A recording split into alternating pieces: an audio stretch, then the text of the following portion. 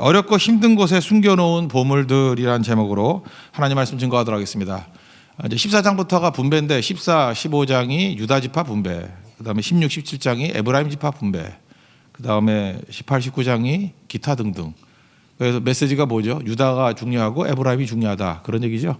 나중에 이게 남쪽 유다와 북쪽 이스라엘, 이스라엘을 에브라임이라 불렀잖아요. 그렇게 양대 세력이 팽팽하게 대립하게 되는 어떤 전조를 보여주고 있다라는 것입니다. 14장에서는 에피소드가 그냥 딱 한 사람입니다. 이제 갈렙의 충성. 그래서 갈렙이 헤브론, 기랏 아르바라는 곳에 점령했다. 이게 되게 중요한 장소거든요. 다윗이 나중에 첫 번째 수도로 삼았던 데가 헤브론이잖아요. 헤브론 산지. 이 산지를 내게 주소하고 점령했던 사건이고, 그 다음에 이제 오늘 나머지 유다 지파의 경계들 쭉 나와 있습니다. 먼저 1절부터 12절까지인데 이 내용이 이렇게 경계를 주는 이유가 뭘까요? 이렇게 바운더리를 주는 이유가 무엇입니까? 하나님께서 약속을 성취하셨다, 그런 거죠. 요즘엔 별로 그런 거 없는데 옛날에 제가 강남에 살 때는 뭐 이렇게 모델하우스 이런 게 맨날 있었는데 공터가 컸거든요. 모델하우스 지어놓으면 사람들이 많이 와가지고 자기가 살 집을 이렇게 봐요. 보고 난 다음에 이제 입주한다 그러죠. 입주했을 때 막 기뻐하는 거죠. 와, 이거 모델하우스 모양을 알고 있는데 실제로 이루어졌구나. 1절부터 12절까지가 그거예요. 하나님께서 이렇게 그 약속이라는 모델하우스를 줬는데 이제 실제로 입주했다라고 하는 이 바운더리들. 그러니까 사실은 우리는 뭐 우리 땅이 아니니까 별 재미가 없어 보이지만 이게 진짜 이거 얻었던 사람들은 뭐 엄청난 감동이겠죠. 우리에게는 또 뭐겠어요. 이게 뭐 집 땅만의 문제가 아니고 우리가 이렇게 변화시켜야 될 영역들, 약속을 갖고 있었는데 실제로 변화된 모습을 바라봤을 때 기뻐하는 모습들, 뭐 이런 걸 볼 수 있다는 것입니다. 사실 여기 있는 지명들 다 모르는 지명들 많아요. 지금 어딘지 잘 모르는 것들도 한 반쯤 돼요. 근데 이거 경계를 되게 보면은 지도 하나 보면 다 알잖아요. 이걸 근거로 해서 지도를 그린 거예요. 그래서 남쪽이 경계가 어디고 북쪽이 어디고 서쪽, 동쪽이 어딘가. 뭐 이런 대충 보면 남쪽은 어디겠어요? 남쪽 그 밑에 사막을 네게브라 그러잖아요. 네게브까지 밑에는 못 사니까. 그러니까 유다 지파가 네게브까지가 남쪽이겠고, 동쪽은 어디겠어요? 염해. 저는 염해라고 부르는 게 좋다고 생각해요. 성경에 사해라고 표현한 적이 한 번도 없어요. 우리는 죽을 사자를 쓰는데 그렇게 표현 안 해요. 우리가 생각하니까 죽은 바다지. 그 무슨 의미가 있는 것 같아요. 지금도 거기가 굉장히 뭐 중요한 가치가 있다 그러잖아요. 소금의 바다, 염해라고 하지. 그걸 사해라고 말하는 건 우리가 사해라 그러지 성경은 사해라 그런 적이 없다. 항상 염해예요, 염해. 그래서 염해라고 불렀으면 좋겠어요. 저도 버릇이 돼가지고 자꾸만 사해라고 나오는데 하여튼 그 취지는 성경은 염해예요, 염해. 요단강 그 옆에 있는 데까지 꽤 동쪽이고, 서쪽은 원래 어디냐면 대해라 그래서 대서양까지 굉장히 넓은 지역이에요. 근데 블레셋이 밑에 차지하고 있고, 북쪽은 어디냐면 대충 예루살렘까지예요. 예루살렘 근처 언저리에 있는 여러 도시들. 이때는 여러분 기억나시죠? 남방에 5 연합한 왕 물리쳤던 거 기억나시죠? 10장에서. 근데 남방의 왕 중에 대표적인 게 예루살렘 왕 아도니세덱, 이런 거 들어봤죠? 이겼습니다. 이겼지만 점령을 못했어요. 예루살렘이 여부수족이 살고 있었는데 언제 점령을 하느냐면 다윗 때 가서야 점령을 하는 거예요. 그러니까 이스라엘에 크게 보면 3가지 중요한 도시가 유다에 중요한 3가지 도시가 있거든요. 이거 외워놔야 돼요. 제일 중요한 게 이제 뭐 예루살렘이 순서대로 면 헤브론, 그러니까 기랏 아르바라고 하는 거예요. 옛날에 기랏이란 건 성읍이라는 뜻이고, 아르바의 성읍이에요. 아르바는 여기 안악의 아버지라고 나왔는데 진짜 아버지일 수도 있지만 조상이란 뜻도 있어요. 그죠? 아버지가. 근데 그 안악의 바로 아버지라 그러면 그 이름을 기랏 아르바라고 지었겠어요. 조상이겠죠. 일본이 뭐 자기 조상을 불러 천조 대신, 뭐 우리 한국은 뭐라 그래, 단군 뭐 이러듯이 그 민족이 생각하는 조상이 아르바인 것 같아요. 그래서 기랏 아르바, 우리 같은 뭐 당군의 성읍 뭐 이런 식으로 짓듯이 그게 헤브론이에요. 헤브론. 그러니까 뭐 성산 그러죠. 우리도 백두산을 굉장히 가치 있게 여기지만 만주족들도 백두산을 굉장히 가치 있게 여기잖아요. 그래서 중국이 백두산 포기 못하는 거예요. 옛날 청나라 때. 청나라의 뿌리가 백두산이라고 생각하다가 걔네들도. 그러니까 백두산이 중요한 거죠. 그런 식으로 높은 산지에는 뭐 영험하다 뭐 이런 게 있잖아요. 그래서 헤브론이 기랏 아르바, 그래서 그 안악 자손의 뿌리라고 생각했다고 거기를. 기랏 아르바. 그걸 이제 이름 뺏어가지고 나중에 헤브론이라고 바꾼 거죠.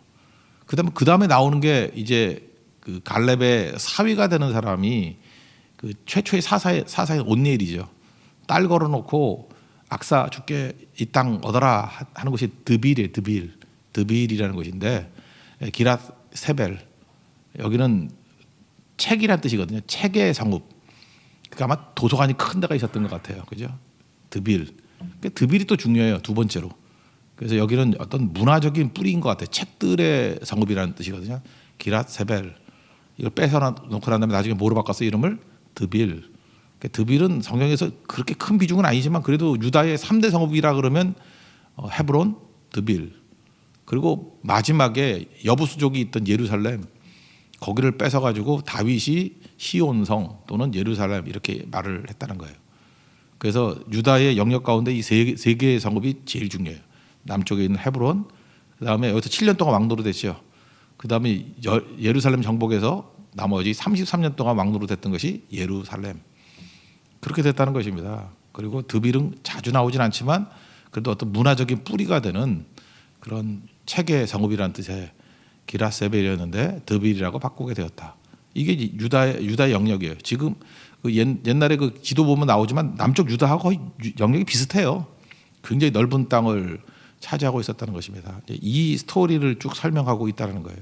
그러니까 북쪽 경계는 예루살렘과 거기는 여러 도시들에 대한 언저리들. 그러니까 그렇게 생각하면 되고, 그다음에 서쪽은 대지중해. 원래 블레셋 땅까지도 다 줬어요. 그러니까 블레셋 땅도 유다의 땅이다라고 하는데 그걸 차지하지 못했죠. 그래서 서쪽 가나안의 지형을 보면요, 요단강이 있죠. 쭉 내려오는 거. 갈릴리부터 여매까지 요단강이 있는데 요단강이 마이너스 200m라 그랬죠. 그 다음에 예루살렘이 800m니까 한 1000m 차이가 나요. 그러니까 예루살렘 비탈에서 요단강과 이렇게 수평으로 쭉 산이 있어요. 우리 태백산맥 같이. 그죠? 거기를 산지라 그래요. 산지. 쭉 내려오면 산지. 그 다음에 산지 옆에 평지가 있을 게 산이 내려오면 또 이렇게 평지가 있을 거 아니에요. 우리나라 같으면 뭐 대관령 넘어보면 내려다 보면 뭐 원주나 이런 데 가보면 또 평평하잖아요. 거기. 거기를 평지라 그래요. 이 평지를 이건 히브리어로 알아둡니다. 쉐펠라라 그러거든요. 이 평지가 되게 중요해요. 평지에서는 주로 블레셋과 맨날 전쟁하는 데예요. 그래서 평지 쪽으로 갔다 그러면 뭐 전쟁이에요. 전쟁. 블레셋과 맨날 치고받고 싸우는데 여기가. 그죠? 평지. 그 다음에 옆쪽이 해안이라 그래요. 뭐 당연히 나오겠죠. 해안인데 남쪽은 블레셋이 차지하고 있으니까 5가지 성, 그죠? 가아사에라 그랬죠. 아가에라 그랬죠. 가사, 에스글론, 에스돗, 가드, 에글론 이렇게 5개 성. 그리고 북쪽이 해안이라 그래서 거기에 뭐 아셀지파라든지 뭐 이런 사람이 살고 있었어요. 이게 북쪽 이스라엘의 지형이에요. 다시 정리하면 꼭대기가 옆에가 뭐라고요? 요단 옆에가 산지, 옆에 쪽에 있는 평지를 쉐펠라. 이건 외워두는 게 좋아요. 이거 굉장히 유식해 보여. 쉐펠라라는 말은 되게 많이 써. 평지. 그리고 여기서는 전쟁이 벌어지는데요. 블레셋과의 전쟁이 벌어지는 거. 블레셋 땅 해안. 그 남쪽을 네게브라 그래서 사막지대. 이렇게 그 요단 서편 가나안 땅을 설명할 수 있다는 것입니다. 근데 그 남쪽에 대부분의 땅을 거의 유다가 차지하고 있다. 그런 얘기입니다. 여기서 뭐 지명 몇 개만 지금 경계는 설명했으니까 지명 몇 개만 본다 그러면요. 엔노겔이라고 나오죠. 7절에 엔노겔이라고 하는 7절 한번 읽어봅시다. 시작. 또 아골 골짜기에서부터 드빌을 지나 북쪽으로 올라가서 그 강 남쪽에 있는 아둠빈 비탈 맞은편 길가를 향하고 나아가 엔세메스 물들을 지나 엔노겔을 이르며, 그러니까 엔노겔이나 드빌이나 이게 다 예루살렘 언저리거든요. 그런 뜻인데 이게 엔노겔이 언제 나오냐면 열왕기상 1장에 보면요. 열왕기상 1장에 보면은 거기 아도니아하고 솔로몬하고 서로 다투는 게 나오죠. 서로 다윗이 뭐 늙어서 뭐 몸이 따뜻하지 못해서 뭐 여자 데려다가 이렇게 재우고 뭐 이런 거 나오잖아요. 근데 그게 중요한 게 아니고 다윗이 늙었다는 거예요. 그래서 서로 왕 되려고 아도니아가 왕자들 다 모아놔서 반역을 하려고 그랬던 장소가 있죠. 그게 엔노겔이에요. 열왕기상 1장 9절 보니까 아도니아가 에느로겔 근방 소엘렛 바위 곁에서 여기서 뭐 왕자들 다 초청했다 이런 얘기가 나와요. 그러니까 엔노겔 여기는 예루살렘 근처다라고 하는 것들을 알 수 있죠. 그다음에 뭐 흰놈의 골짜기 예루살렘의 골짜기니까 뭐 다 알겠죠 이런 건. 8절 한번 볼까요? 또 흰놈의 아들의 골짜기로 올라가서 여부스 곧 예루살렘 남쪽 어깨에 이르며 또 흰놈의 골짜기 앞 서쪽에 있는 산꼭대기에 올라가나니 이것은 르바임 골짜기 북쪽 끝이며. 그러니까 흰놈의 골짜기 그러는 순간에 우리는 뭘 알죠? 거기 예루살렘이야 이렇게 아는 거예요. 이런 몇 가지 지명들을 알아두면 북쪽은 예루살렘이 경계였구나 이런 걸 알 수 있다는 것입니다. 서쪽 경계는 지중해, 여기 지중해라고 안 하고 그때는 대해라 그래서 대해. 12절 한번 보세요. 서쪽 경계는 대해와 그 해안이니 이렇게 나오고, 그 다음에 뭐 예를 들어 9절 같은데 바알라 곧 기앗 여아림 그러죠. 기앗 여아림 자주 나오는데 기앗 여아림은 이거 해석이 뭐예요? 기앗이 뭐예요? 성읍이라니까 성읍. 그러니까 여아림이라는 사람의 성읍 이런 뜻이라고요. 그 기앗 뭐뭐뭐 이렇게 나오면은 이게 무슨 성읍이다 뭐 이런 거고.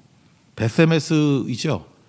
그 언약궤가 블레셋에 가져갔다가 베세메스에서 뭐 이렇게 올라가잖아요. 뭐 소 잡아가지고 하는 거. 그러니까 베세메스는 어디 있겠어요? 평지에 있어요. 쉐펠라. 전쟁 벌어지는데요.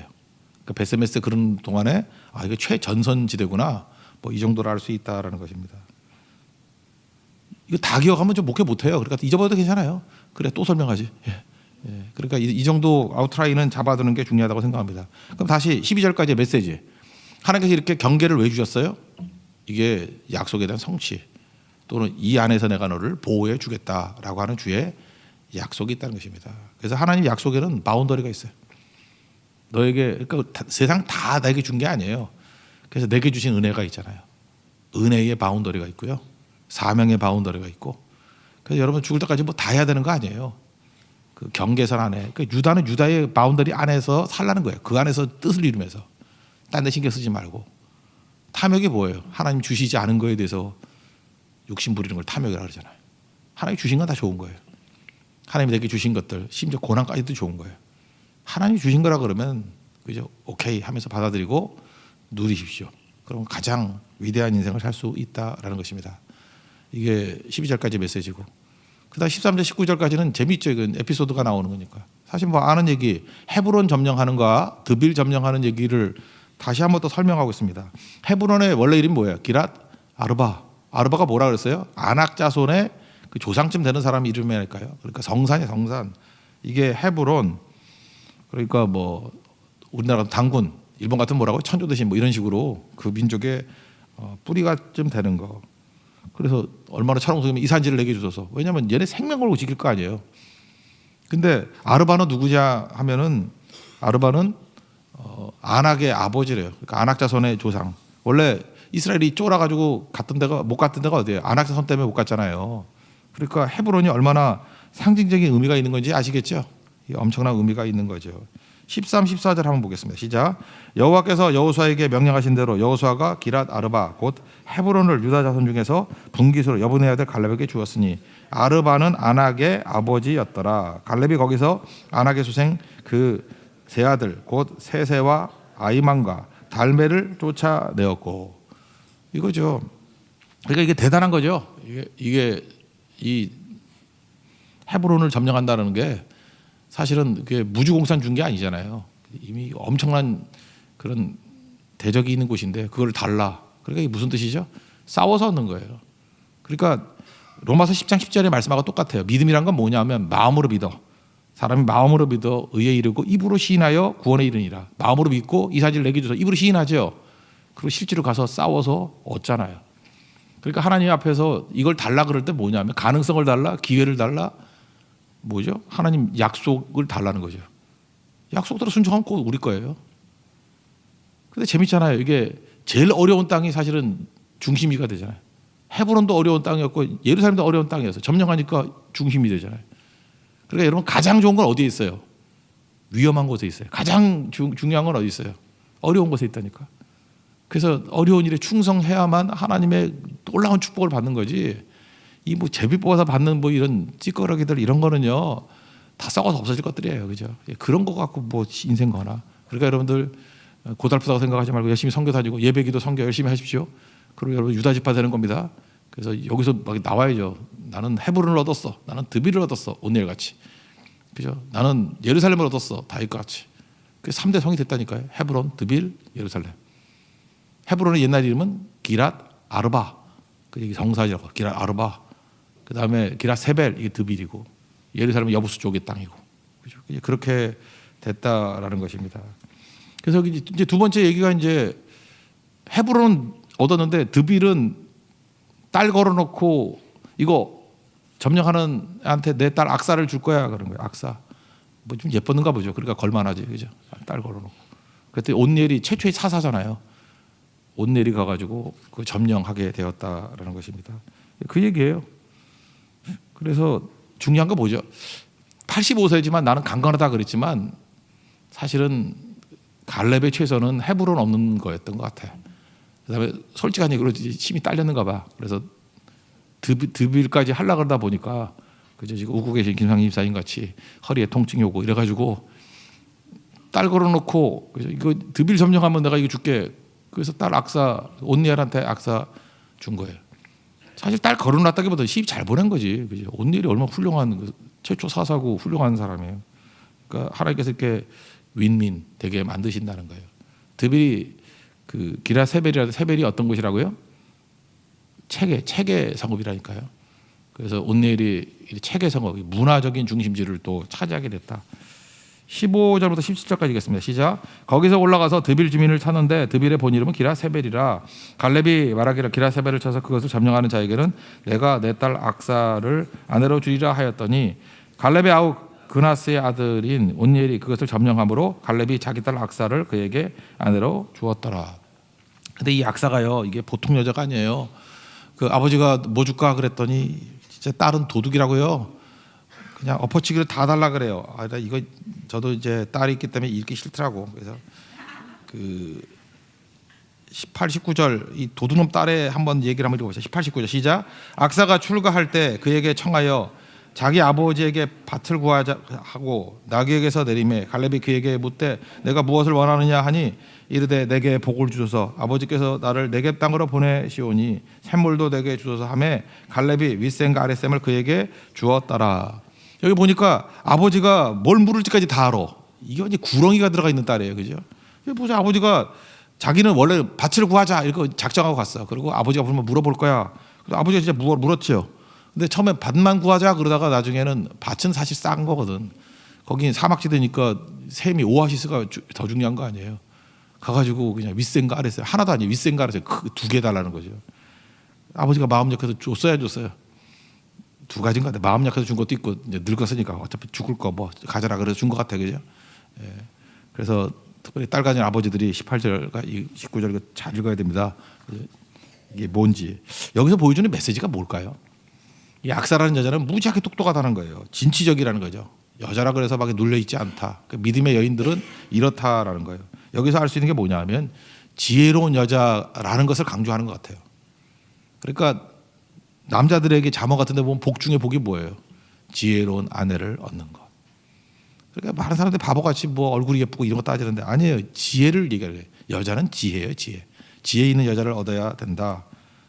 그리고 여자를 얻으면 다 얻는다 그러는 거죠. 여기 재밌는 게 아버지한테 청한다 그러는데 이 청한다는 단어가 그리 좋은 단어가 아니에요. 이거 나쁜 때 쓰는 단어거든요. 이게 유혹하다 꿰다 그럴 때 쓰는 단어예요. 유혹하고 꿰다 이런 거 할 때. 이런 단어를 썼다고. 그러니까 좋게 생각합시다. 굉장히 지혜가 좋아가지고 아버지가 줄 수밖에 없도록 유도했다. 뭐 이렇게. 그러니까 보통 아내가 아니죠. 이런 아내 얻는 축복이 임하기를 원합니다. 그래서 여자 하나 얻으면 다 얻었다. 그게 메시지예요. 그래서 생각보다 이 악사라는 이름을 또 서양 애들은 많이 짓는다 그러는데 우리는 악사가 좀 이상하잖아, 그죠? 악기 연주하는 사람 같아서 그렇다는 거예요. 찬송가도 있잖아요. 여호수아 본받아 힘써 일하세요. 여기서 보면 다 힘써 얻은 거죠. 그래서 득이 얻게 된 스토리를 쭉 설명해주고 있어요. 이제 유다의 3대 성읍 가운데 2개가 해결됐죠. 헤브론이 어떻게 얻었는지, 드빌이 어떻게 얻었는지. 이제 하나 남은 게 뭐예요? 예루살렘. 이제 뒤에 가면 나오죠. 다윗이 왕이 돼서 예루살렘을 점령하고 이스라엘의 수도로 삼는 얘기가 나옵니다. 그러니까 하나님 앞에서 여기서 중요한 건 뭐예요? 혼자서 뛰는 게 아니라는 거죠. 헤브론은 갈렙을 통해서, 드빌은 온니엘을 통해서 하나님께서 이렇게 나 말고도 다른 사람을 통해서 많은 일들 하실 수 있다. 그래서 교회는 혼자 하는 게 아니에요. 장로들이 하는 거예요. 교인들이 하는 거예요. 그다음 마지막 세 번째 파트가 이제 쭉 굉장히 긴 것 같이 보이지만 뭐 간단한 거예요. 성읍 이름이에요. 성읍 115개인데 또 이걸 또 그러니까 교회는요 성격 이상한 사람들 되게 많이 오거든요. 다 상처 있고 정말 이게 사회에서 볼 수 없는 특이한 사람들이 교회에 훨씬 많아요. 그죠? 특이한 사람들이. 왜냐하면 어디 갈 데가 없으니까 교회로 많이 마지막에 오잖아요. 그죠? 위로해주고 교회는 또 세워주고 하니까 그거 좋습니다. 그게 옳은 거예요. 근데 이것도 또 나는 그 상상이 안 가. 그냥 115개라 그러면 믿으면 될 건데 이걸 또 세어보는 사람이 있어요. 세보면 122개예요. 그래서 이게 성경에 틀렸다거나 막 이러는데 그게 아니고요. 설명을 해드릴게요. 이게 앞부분에 나오는 거 여기 남쪽 경계에 있는 성읍이 얘네들 말로는 29이라고 그랬는데 여기 32절 보세요. 르바요과 실힘과 아인과 림몬이 발음도 힘들어. 내가 처음 읽는 것 같아요. 그때마다 모두 29 성읍과 그 마을들이었다. 그런데 29이라고 써놓고 세어보면 36개예요. 7개가 더 많아. 왜 그랬을까요? 이게 중요한 건데 나중에 이 명단들이 뭐냐 하면 땅들 문제인데 지금 우리는 우리 땅이 아니니까 대충 하면 되지만 얘네들이 이걸 보고 살았을 거 아니에요. 그러니까 나중에도 성읍이 더 생길 수도 있겠지. 사람이 생기니까. 그러면 그걸 정확히 해줘야 될 거 아니에요. 어디가 경계를 정확히 해줘야 될 거 아니에요. 하다못해 옆에 있는 붙어 있으면은 뭐 그 측량할 때 어느 땅이 뭐다 그래서 막 다툼도 벌어지고 그러잖아요. 그래서 그걸 명확히 해주려고 후대에 사람들이 29이라 써놓고 나중에 생긴 도시들을 넣었을 거다 이렇게 추정을 많이 하더라고요. 근데 이게 29이면 어떻고 36개 우리 읽지도 않는 거 그죠? 어딘지도 모르는 거. 근데 그렇다고요. 그러니까 이걸 알아두라고요. 그래서 총 믿으세요. 오늘 새벽이니까 저뿐만 아니라 굉장히 많이 밥 먹고 할 일 없는 사람들 아니 밥 먹고 연구하는 사람들이 다 세웠어요. 115개인데 실제로는 122개예요. 써있기는 115개 다 더하면 여기 있는 거 다 더하면 115개예요. 115개로 외워도 돼요. 나중에 후대에 뭐 새로 생긴 도시들 넣은 것 같으니까. 여기 앞부분 남쪽에만 나오는 얘기들이야. 남쪽에만. 그러니까 남쪽의 경계가 좀 애매했던 것 같아요. 남쪽에만 들어갔던 얘기들. 중요한 거 몇 가지만 본다 그러면 예를 들어서 33절 같은 거 아까 얘기했죠. 평지에는 에스다올과 소라바 아스나와 이런 게 나오죠. 평지가 뭐라 그랬어요? 산지가 있고 내려왔을 때 쉐펠라. 평지에서는 어떤 일이 많이 벌어져요? 전쟁이 벌어진다. 되게 똑똑하네. 그리고 우리 교회니까 하나 더 설명해 줄게요. 아둘람이라는 데가 있잖아요. 아둘람. 이게 평지에 있는 데인데 아둘람 35절 보세요. 시작. 야르묵과 아둘람과 소고와 아사가. 아둘람이 여기잖아요. 아둘람이 우리 교회도 있잖아요. 그죠? 아둘람이 뭐냐? 아둘람이 처음 나온 것은 창세기 38장에 보면 유다가 집 떠나가지고 뭐 이렇게 애 셋 낳는 거 나오죠. 그죠? 애 셋 낳는 거. 그래서 창세기 38장에 보면 1절에 이렇게 나와요. 그 후에 유다가 자기 형제들로부터 떠나 내려가서 아둘람 사람 히라와 가까이 하니라. 그러니까 아둘람에 가서 히라라는 사람하고 친하게 지냈어요. 거기서 2절 보니까 가나안 사람 수아의 딸과 우리도 최수아가 있는데 여긴 수아는 남자예요. 수아의 딸과 결혼해서 동침해서 아들을 쭉 낳아요. 그죠? 아들을 3명 낳아요. 그래서 뭐 첫놈 듣고 2명 죽고 하니까 뭐 다말이 막내 주시오 그랬더니 안 해가지고 그 시아버지하고 애 낳는 얘기가 나오잖아요. 이제 그게 아둘람이라고. 이거 아둘람. 거기서부터 유다가 바닥 생활했다는 뜻이죠. 그래서 아둘람은 바닥 생활이에요. 바닥에서부터 이제 회개하고 일어났다 그런 거. 바닥에서부터. 이게 되게 중요해. 십자가가 창세기 38장이라고 했잖아요. 나는 죄인인데 그죠? 철저히 깨닫고 돌아오는 그런 과정들. 그게 창세기 38장이에요. 그다음에 사무엘상 22장에 아둘람 한번 또 나오죠. 다윗이 도망 다니다가 최초로 아둘람 굴에서 600명의 그 부하들, 거기 처음에 400명, 그죠? 이게 군사들이 모이죠. 아둘람. 사무엘상 22장 1절.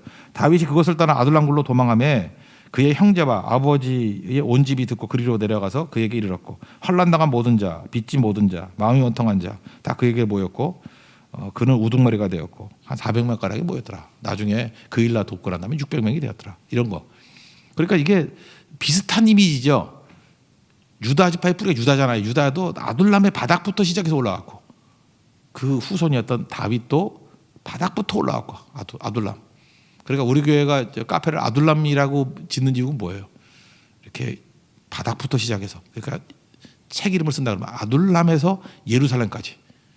그러니까 가장 바닥에 어려울 때부터 시작해서 영광스러운 예루살렘까지 그런 이미지가 있다라는 거예요. 근데 아둘람이 어디에 있어요? 쉐펠라 평지에 있다고. 그러니까 이건 뭐예요? 경계선, 험한 곳, 사람도 잘 안 가는 곳, 그런 곳에 있다. 뭐 이런 얘기들이죠. 너무 설명을 많이 했네, 그죠? 이게 오늘 지리 시간인데 이제 이해가 되시죠? 그래서 오늘은 은혜라기보다는 머리를 좀 채워가십시오. 깡통에서 머리를 채워가면 이거 굉장히 나중에 나머지 성경 읽을 때 엄청나게 도움이 될 수 있다라는 것입니다. 오늘 전체적인 메시지. 이스라엘에서 제일 중요한 도시, 유다에서 제일 중요한 도시 그러면 헤브론, 그 다음에 뭐 예루살렘, 그리고 또 하나는 드빌이라고. 드빌, 헤브론, 드빌, 예루살렘, 이 3대 성읍이 제일 중요한 건데 이거는 누구도 가지려고 그러지 않았던 험한 곳이었고 어려운 곳이었어요. 근데 헤브론은 갈렙이, 드빌은 그의 사위 온니엘이, 그리고 예루살렘은 그의 후손 다윗이 차지했더니 그것이 중심지가 되었잖아요. 그러니까 가장 중요한 보물은 어디에 있어요? 어려운 곳에 숨겨 놓으셨다. 그러면 우리도 하나님 나에게 보석 같은 그런 은혜를 주십시오. 그럴 때는 어디로 가면 돼요? 편한 곳에는 없어요. 편한 곳에는 여러분보다 눈치 훨씬 빠른 사람이 벌써 다 가서 차지하고 있어. 근데 이건 헌신해야 되고 희생해야 되는 곳이거든요. 아무도 안 갈라 그래. 그러니까 이건 내게만 주신 기회예요. 내게만 주신 은혜예요. 그러니까 내게만 주신 은혜는 어디에 있어요? 고난 속에 있어요. 고난 속에. 십자가 속에 있다고. 좁은 길 속에 있다고. 그러니까 그건 누구만 차지해요? 십자가의 길을 걸어가는 성도와 교회만 차지할 수 있는 거고, 좁은 길을 걸어가는 교회와 성도만이 누릴 수 있는 최고의 은혜라는 것입니다. 그 은혜 누리는 하나님 백성 되기를 축원합니다. 자리에서 일어나겠습니다. 347장 우리 찬송합시다. 여기서 보면은 가사가 너무 좋아요. 그죠? 약속 붙들고 힘써 일해라. 힘써 일해라. 347장. 오늘 뭐 이 내용이죠. 347장. 허락하신 새 땅에.